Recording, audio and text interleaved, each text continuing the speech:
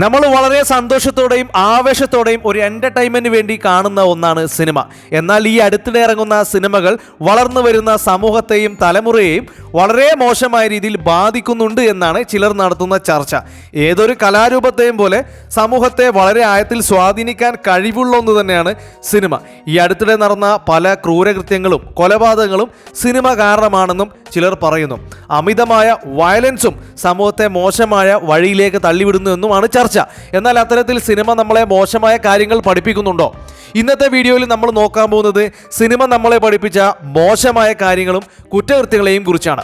അപ്പോൾ വീഡിയോ മുഴുവനായി കാണാൻ ശ്രദ്ധിക്കുമല്ലോ. ഒട്ടും വൈകാതെ നേരെ നമുക്ക് ടോപ്പിക്കിലേക്ക് കടക്കാം. ജീത്തു ജോസഫിന്റെ സംവിധാനത്തിൽ 2013 പുറത്തിറങ്ങിയ മോഹൻലാലിന്റെ ബ്ലോക്ക് ബസ്റ്റർ സിനിമയായിരുന്നു ദൃശ്യം. മോഹൻലാൽ അവതരിപ്പിക്കുന്ന ജോർജ് കുട്ടി എന്ന കഥാപാത്രത്തിൻ്റെ കുടുംബം ചെയ്യുന്ന ഒരു കുറ്റകൃത്യം വളരെ വിദഗ്ധമായി പോലീസിൽ നിന്നും മറച്ചുവെക്കുന്നതും ക്ലൈമാക്സിൽ കുടുംബം രക്ഷപ്പെടുന്നതുമായിരുന്നു സിനിമയുടെ കഥ. ഈ സിനിമയിൽ മോഹൻലാൽ അവതരിപ്പിച്ച ജോർജ് കുട്ടി എന്ന കഥാപാത്രം കുറ്റകൃത്യങ്ങൾ വളരെ വിദഗ്ധമായി മറച്ചുവെക്കുന്നതിന് വേണ്ടി പല രീതിയിലുള്ള ടെക്നിക്കുകളും ഐഡിയകളും ഉപയോഗിച്ചിരുന്നു.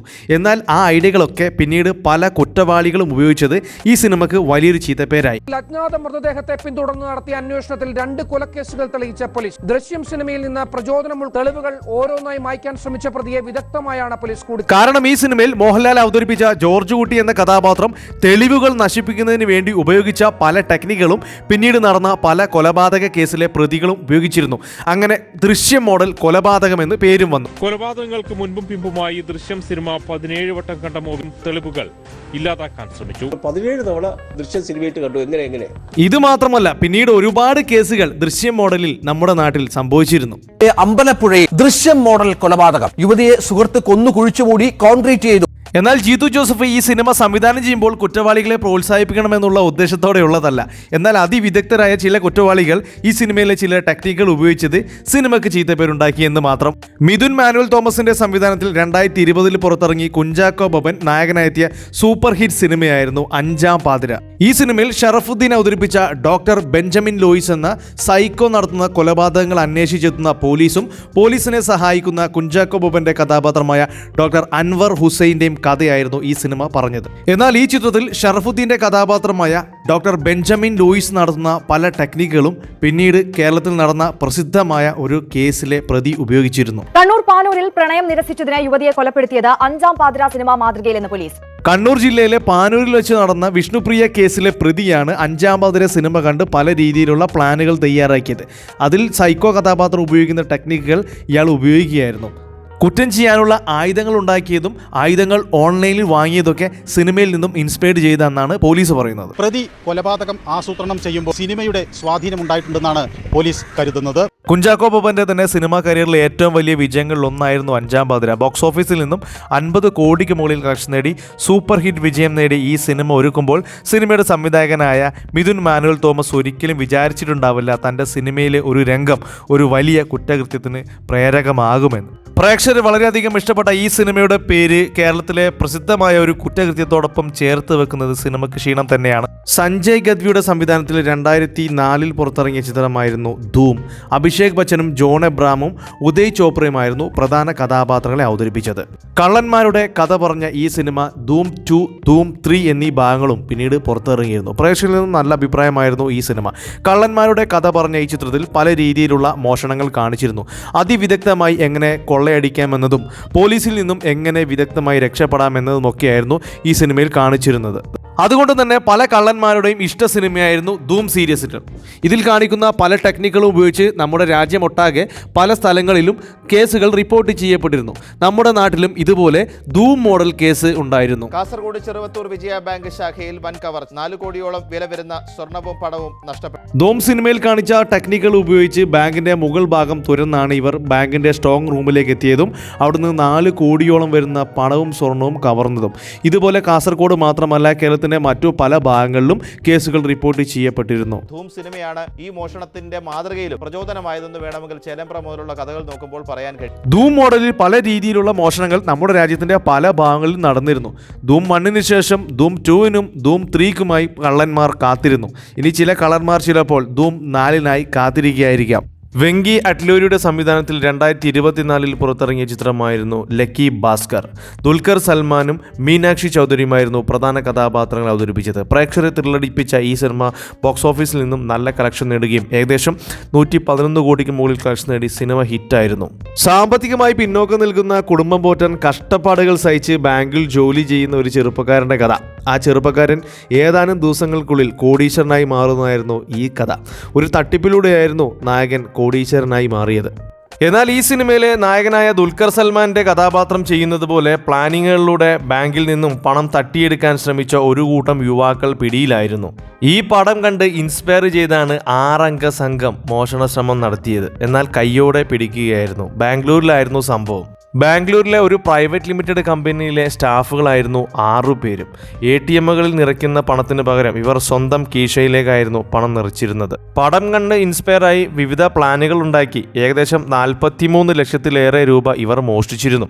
രഹസ്യ അന്വേഷണത്തെ തുടർന്ന് ഇവരെ കണ്ടുപിടിക്കുകയായിരുന്നു. പിന്നീട് 40 ലക്ഷം വില വരുന്ന ആഡംബര കാറുകളും ഈ സംഘത്തിൽ നിന്നും പിടികൂടി. പടം കണ്ടാണ് ഈ 6 അംഗ സംഘം പുറപ്പെട്ടതെങ്കിലും സിനിമയിലെ നായകനെ പോലെ സക്സസ് ആവാൻ പറ്റിയില്ല. പോലീസ് അന്വേഷണം ഇപ്പോൾ വ്യാപിപ്പിച്ചിട്ടുണ്ട്.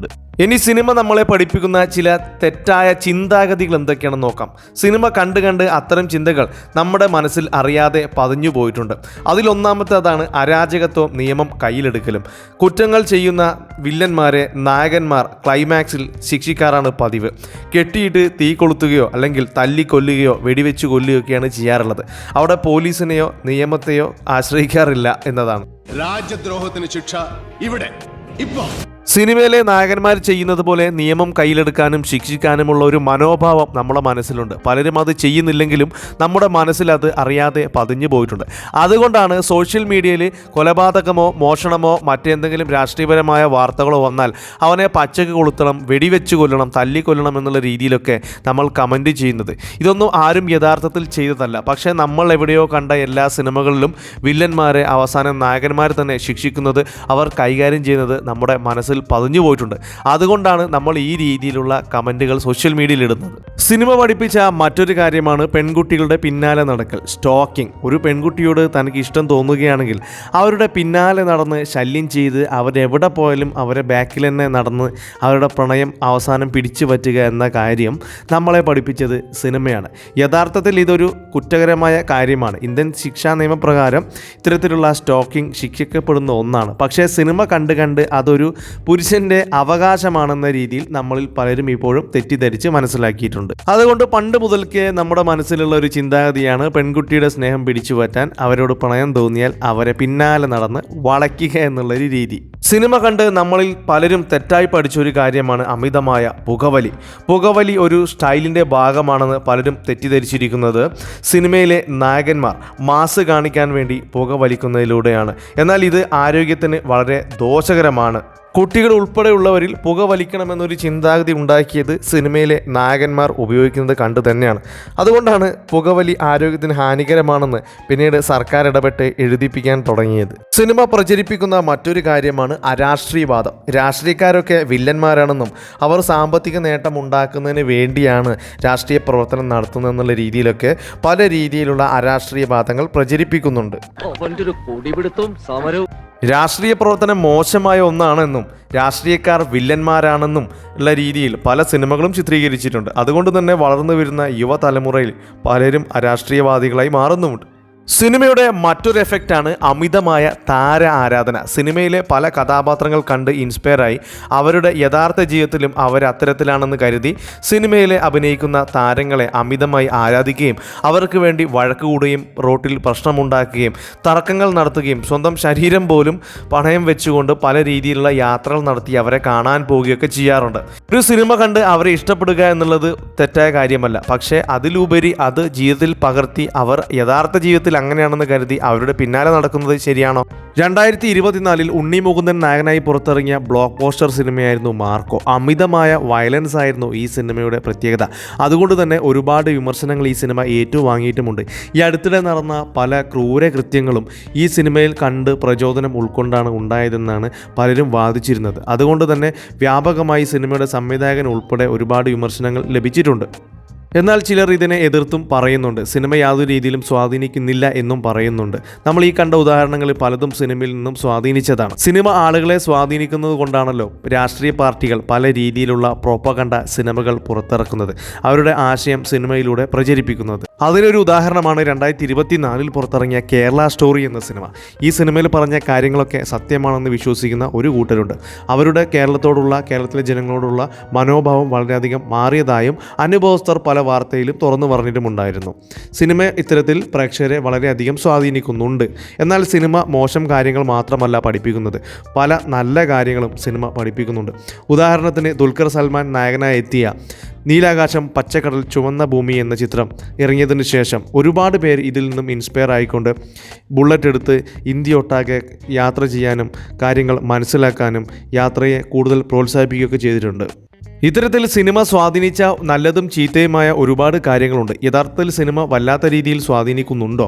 സിനിമ ഒരു പരിധിവരെ സ്വാധീനിക്കുന്നുണ്ട്. പക്ഷേ നമ്മളാണ് തീരുമാനിക്കേണ്ടത്. സിനിമ വെറും സിനിമയായി കണ്ടാൽ സിനിമ എൻ്റർടൈൻമെൻറ്റ് പർപ്പസിനുള്ള ഒരു കാര്യമാണ്. നമ്മൾ അതിൽ കാണുന്നവ പലതും ജീവിതത്തിലേക്ക് പകർത്തുമ്പോഴാണ് പ്രശ്നം വരുന്നത്. സിനിമയാണെന്ന് തിരിച്ചറിഞ്ഞ് കണ്ടാൽ യാതൊരു പ്രശ്നവും ഉണ്ടാകില്ല. സിനിമ ഒരുപാട് നല്ല കാര്യങ്ങൾ സമൂഹത്തിൽ നല്ല രീതിയിൽ ഇൻഫ്ലുവൻസ് ചെയ്തിട്ടുമുണ്ട്. അതുകൊണ്ട് നമുക്കൊരിക്കലും സിനിമയെ കുറ്റപ്പെടുത്താൻ പറ്റില്ല. പിന്നൊരു കാര്യം, ഏതൊക്കെ സിനിമ ആരൊക്കെ കാണണമെന്ന് സെൻസർ ബോർഡ് സർട്ടിഫൈ ചെയ്ത് നൽകുന്നുമുണ്ട്. കുട്ടികൾ കാണേണ്ട സിനിമകൾ കുട്ടികളെ കാണിക്കുക, കുട്ടികൾ കാണേണ്ടാത്ത സിനിമകളെ കുട്ടികളെ കൊണ്ട് കാണിപ്പിക്കാതിരിക്കുക. അതൊക്കെയാണ് നമ്മൾ ചെയ്യേണ്ടത്. അപ്പോൾ ഇത്രയുമാണ് ഇന്നത്തെ വീഡിയോയിൽ ഉൾപ്പെടുത്തിയിരിക്കുന്നത്. എന്താണ് നിങ്ങളുടെ അഭിപ്രായം? തീർച്ചയായും കമൻറ്റ് ചെയ്യുക. വീഡിയോ ഇഷ്ടപ്പെടുകയാണെങ്കിൽ ചാനൽ സബ്സ്ക്രൈബ് ചെയ്ത് സപ്പോർട്ട് ചെയ്യാൻ മറക്കരുത്. മറ്റൊരു വീഡിയോയുമായി വീണ്ടും കാണാം. Thank you for watching only for cinema.